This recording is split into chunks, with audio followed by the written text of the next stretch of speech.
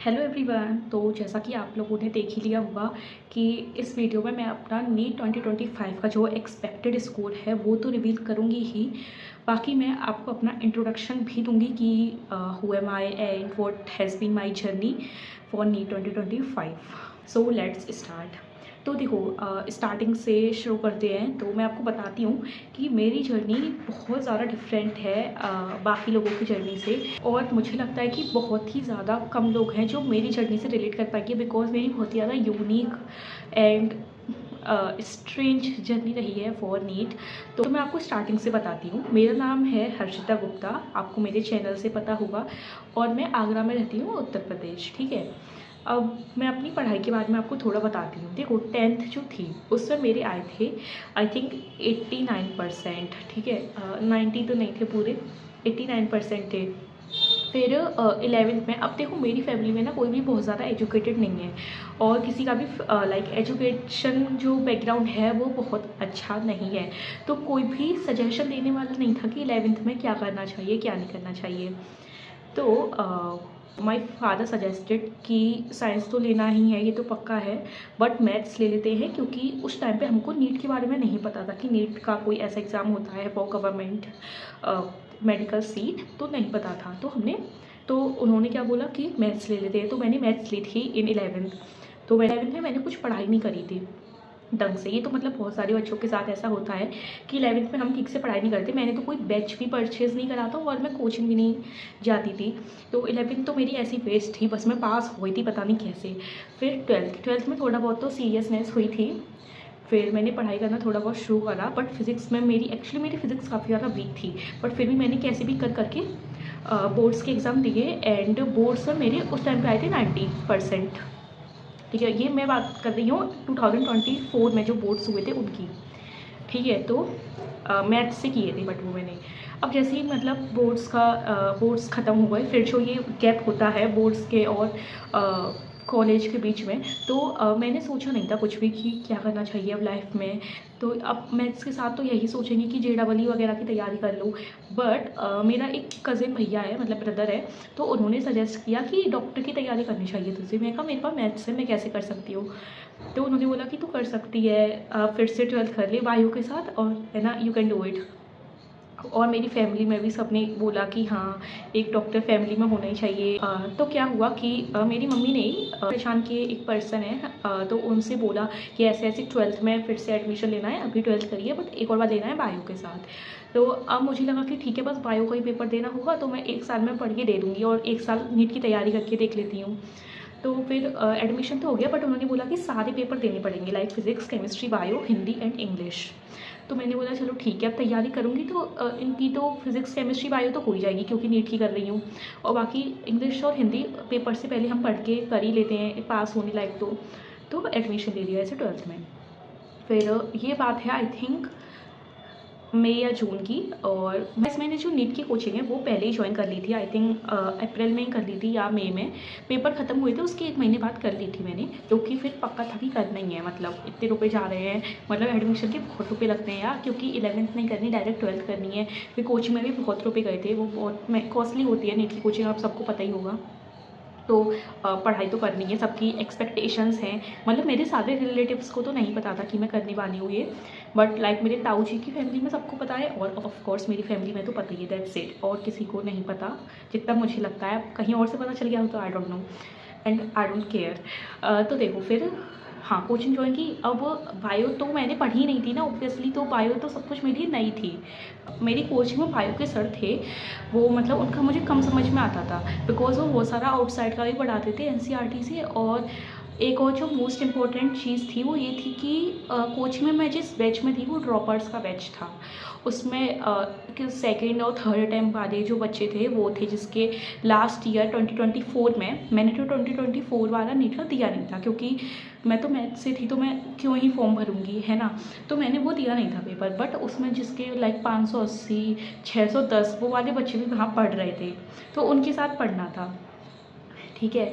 तो उनको देख के ना मतलब वो इतनी जल्दी जल्दी आंसर्स दे देते थे, उनको देख के वैसे ही मेरा मोटिवेशन डाउन हो जाता था।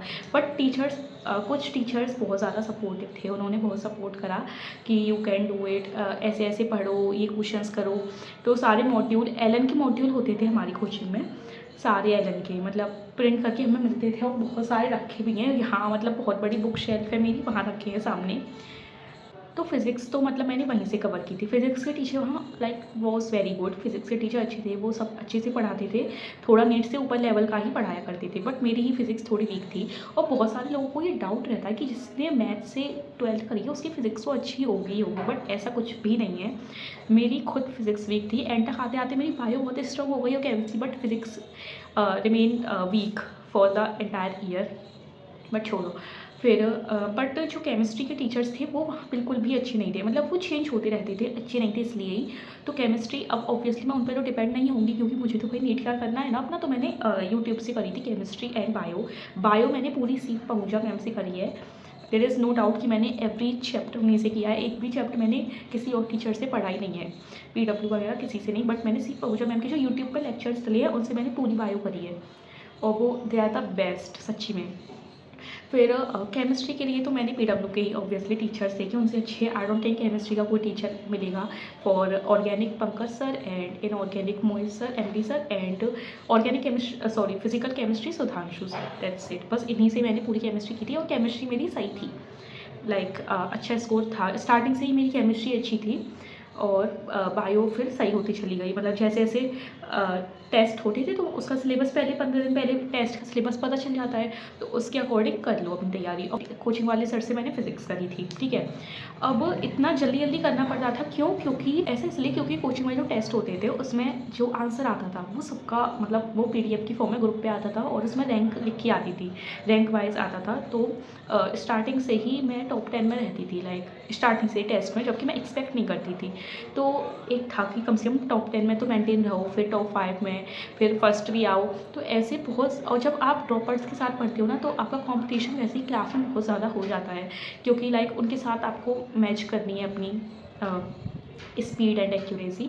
तो इसलिए I think this is the biggest reason कि मेरा फर्स्ट अटैम्प्ट में इतनी अच्छी तैयारी मैंने कर पाई, क्योंकि मैंने ड्रॉपर्स के साथ तैयारी करी है जो ऑलरेडी बहुत ज़्यादा इंटेलिजेंट थे। जनवरी में प्रैक्टिकल्स थे बोर्ड्स के, तो वो पता है प्रैक्टिकल्स भी लेने जाना पड़ा। और प्रैक्टिकल्स में क्या होता है कि अगर उन्होंने 9 बजे का टाइम दिया है तो आपको 9 बजे जाना पड़ेगा, भले ही एग्जामिनर 11 बजे आ रहा है, बट आपको वहाँ जाके बैठना पड़ेगा। और आपको पता है कि जनवरी में नीट अगर आप दे रहे हो तो जनवरी का टाइम बहुत ज़्यादा क्रिटिकल होता है, क्योंकि आपको रिवीजन करना होता है। सिलेबस तो मेरा दिसंबर में ही पूरा ख़त्म हो गया था, फिर जनवरी में मतलब रिवीजन भी करना होता है, टेस्ट वगैरह भी बहुत ज़्यादा होने लगते हैं। तो जनवरी का टाइम बहुत ज़्यादा इंपॉर्टेंट वैसे ही होता है, जनवरी टू मई मेरा बहुत टाइम वेस्ट हो गया था उस मतलब जिस दिन प्रैक्टिकल होता था मैं पूरे दिन पढ़ ही नहीं पाती थी, ट्रैवल में, वहाँ रुकने में, और फिर बाकी बस आती थी तो इतना थक जाती थी कि पढ़ा ही नहीं आता था। तो जनवरी का आधा महीना तो उसमें मेरा वेस्ट हो गया था। फिर फरवरी में बोर्ड्स थे, आई थिंक 12 फरवरी, मुझे डेट तो याद नहीं है, 24 फरवरी से थे मे बी। तो फिर बोर्ड्स के एग्ज़ाम दिए। पहला बोर्ड्स जो था वो हिंदी का था। हाँ, और ये मैंने बताई नहीं कि जो ये अब की बार में ये 12th कर रही हूँ तो ये यूपी बोर्ड से की थी, पिछली बार CBSE बोर्ड से की थी जो मैथ्स के साथ की थी। तो ये की थी मैंने यूपी बोर्ड से, ठीक है। तो पहला पेपर हिंदी का था और हिंदी मैंने पढ़ी नहीं थी, ठीक है, अपने पहले वाले 12th में। तो हिंदी का सिलेबस इतना ज़्यादा होता है इसमें, अगर आपने की हो तो आपको पता होगा। और मतलब मैंने सोचा था 1-2 दिन पहले पढ़ के कर लूँगी। अब मैंने 1-2 दिन पहले ही बुक खरीदी और वो मुझ पर हो ही नहीं रही थी। मतलब मुझे टेंशन हो रही थी कि यार मेरा कोचिंग में टेस्ट है, उसका भी पढ़ना है, और ये हिंदी का भी बोर्ड्स है, इसका भी पढ़ना है, और कुछ समझ में अलग नहीं आ रहा था। तो सबसे ज़्यादा टेंशन मुझे सच्ची बता रही हूँ हिंदी के बोर्ड्स की थी। और उसमें मेरा सबसे लीस्ट स्कोर है, 100 में से 70 मार्क्स हैं उसमें मेरे। 70 भी पता नहीं कैसे आ गए, मैंने तो 50 ही एक्सपेक्ट करे थे। तो हाँ, तो इस बार मेरे 92% आए थे और मैंने बहुत लाइटली होके बोर्ड्स दिए थे। लाइक सीरियसली, अगर कल फिजिक्स का है तो मैं केमिस्ट्री रिवाइज कर रही हूँ, क्योंकि मेरे केमिस्ट्री का टेस्ट है कोचिंग में, इतनी लाइटली लेके मैंने करे। तो बट फिजिक्स में और केमिस्ट्री और बायो इन तीनों में मेरा बहुत बढ़िया स्कोर है इस बार बोर्ड्स में। इंग्लिश में भी अच्छा है। हाँ, तो फिर बोर्ड्स भी हो गए। फ़रवरी तो मेरी मतलब पूरी फ़रवरी और and half of March Holi तक तो मेरा पूरा बोर्ड्स में निकल गया। एंड टेस्ट भी दिए थे बहुत सारे कोचिंग के उस टाइम पे मतलब एवरीडे से ही टेस्ट हो रहे थे 3-3 दिन छोड़ के। फिर मेरा जो फाइनल मॉक टेस्ट में स्कोर था वो भी काफ़ी इम्प्रूवमेंट हो गया। लाइक एंड का तो मुझे पक्का पता है, एलन को छोड़ के, एलन में तो मेरा उतना अच्छा स्कोर नहीं आता था, बट जो बाकी की टेस्ट सीरीज़ थी उनमें किसी में भी 600 से नीचे गया ही नहीं। मेरी कोचिंग वाली भी पीडब्ल्यू तो मतलब 650 640 ऐसा ही स्कोर रहता था। अब मैं याद करूँ तो मुझे बहुत दुख होता है क्योंकि मेरा फाइनल स्कोर बहुत बेकार आया है। तो सबको सबको मतलब लगा था कि हो ही जाएगा, मुझे खुद भी पूरा 100% बिलीव था कि हो जाएगा। पेपर से एक हफ्ते पहले मैंने लास्ट बार कोचिंग में टेस्ट दिया था, ऑफलाइन टेस्ट। उसके बाद मैंने 2 मई को दिया था पीडब्ल्यू का ये नीट रेप्लिका। उसमें मेरा स्कोर 660 आया था, तो मुझे लगा था कि इसी के आसपास 660 670 नीट में भी आ ही जाएगा। अब नीट का तो आपको पता ही है क्या ही पेपर आया, मतलब पूरा अनएक्सपेक्टेड था वो सब। ये थी थोड़ी सी मेरी नीट जर्नी। और अब देखो मैं अपने दिल से आपको बता रही हूँ कि एक फर्स्ट अटैम्प्ट में पूरा सिलेबस करना दिसंबर तक, फिर बोर्ड्स भी देना और फिर पूरा रिवीजन 2 to 3 टाइम्स करना, मॉक टेस्ट इतने सारे देना, उसमें स्कोर भी अच्छा मेंटेन करना बहुत डिफ़िकल्ट होता है। आप लोगों को पता होगा बिकॉज आप सब भी नीट एस्पिरेंट हो, तो आपको पता होगा ये कितना ज़्यादा डिफ़िकल्ट होता है। और मैंने इतनी पढ़ाई करी है, यही मेरा रूम है, इसी में मैंने अपने 24 आवर्स बिताए हैं एंड के दिनों के। बहुत पढ़ाई करी है, मतलब कंसिस्टेंटली, चाहे बीमार हूँ चाहे कोई फेस्टिवल हो, बट स्टिल मैंने बहुत पढ़ाई करी है। और कम से कम मेरा स्कोर कितना भी बुरा हो, बट मुझे 1% भी इस बात का रिग्रेट नहीं है कि मैंने अपना 100% नहीं दिया, बिकॉज मैंने तो दिया है।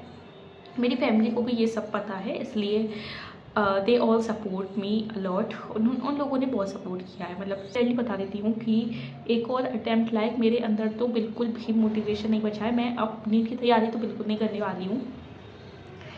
मतलब जिस दिन मैं नीट का पेपर देके आई थी उस दिन मुझे लगा था कि बहुत गलती कर दी नीट की रास्ता चुन के, मुझे JEE की ही करनी चाहिए थी।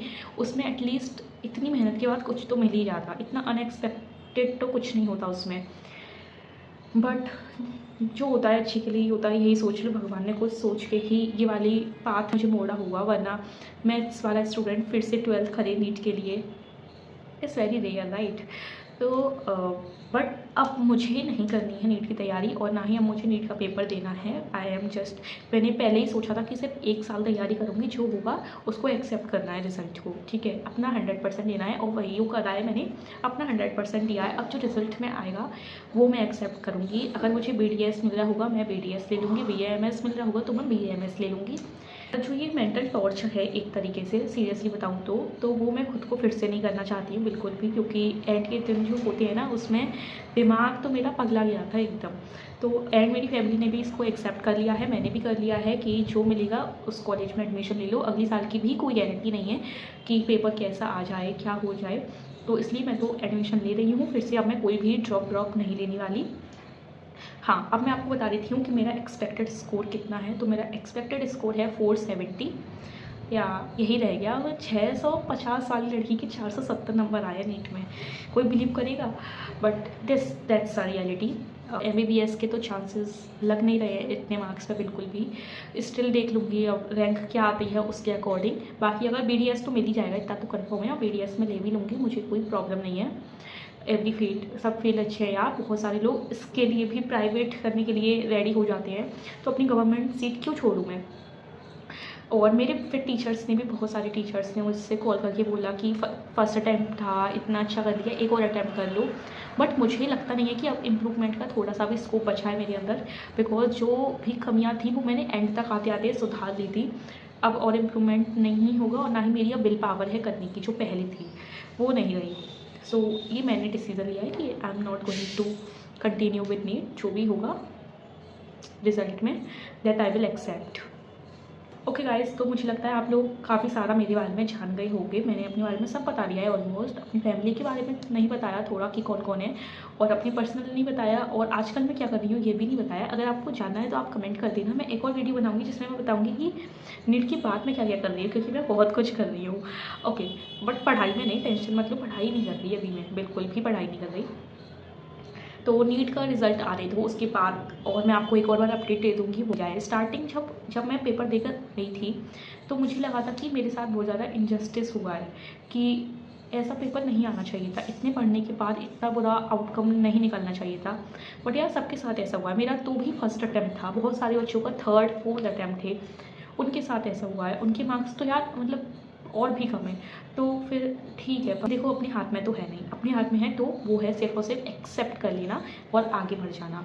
तो जो भी आपने अपने लिए डिसीजन बनाया है आई थिंक वो बेस्ट ही होगा। अगर आपको नेक्स्ट ईयर के लिए ड्रॉप लेनी है तो अपना 100% देना, एंड अगर आपको एडमिशन लेना है तो बस खुशी खुशी ले लो, बस फिर मत सोचो कि MBBS मेरा ड्रीम था और ये वो, क्योंकि यार अगले साल की भी किसी को पता नहीं है कि क्या हो जाए। इस साल भी बहुत सारे लोगों को मेरी तरह लगा हुआ 100% MBBS, बट क्या हुआ फिर। और अगर और भी आप कुछ मेरे बारे में जानना चाहते हो तो कमेंट कर देना। और अब मैं रेगुलर वीडियोस बनाती रहूँगी, क्योंकि मैंने बहुत टाइम से वीडियो नहीं डाली है, अब मैं बहुत ज़्यादा इनकन्सिस्टेंट हूँ। और ये यूट्यूब चैनल भी ना मैंने इसलिए बनाया था ताकि मैं नीट के बाद देख सकूँ कि मैं नीट की जर्नी कैसी रही मेरी। एंड मैं देखा करती थी एक्चुअली प्रैप जोन, जो वो वाले भैया हैं उनका चैनल, वो मुझे बहुत, he is my favourite YouTuber अगर पूरा नीट में देखूँ, क्योंकि उनकी जर्नी मतलब उनका जो नीट में स्कोर रहता था और मेरा वो काफ़ी सिमिलर ही रहता था, इवन मिस्टेक्स भी सिमिलर रहती थी, और जो उन्होंने स्ट्रेटेजी बताई थी वो मैंने भी फॉलो करी थी। That's it in this video, see you in the next video, and subscribe कर दो यार यूट्यूब चैनल, एंड लाइक कर देना और प्यारे प्यारे से कमेंट कर दो। Bye guys, see you, all the best.